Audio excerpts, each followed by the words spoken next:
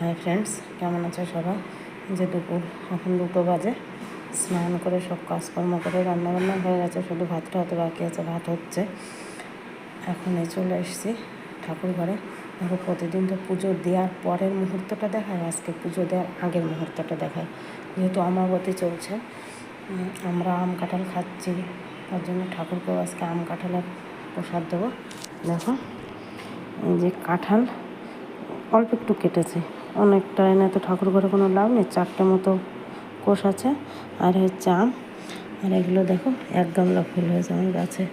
এই ফুলগুলো সব এই প্লাস্টিকে রাখে, জানো তো, সাজিতে তুলে রাখলে একদম শুকনো হয়ে যায়।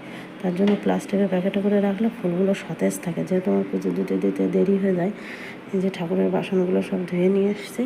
আর এই যে ঠাকুর ঘর ফাঁকা, পুরো পরিষ্কার করেছি। এগুলো একটু ভাবতে পারো এটা কী, এটা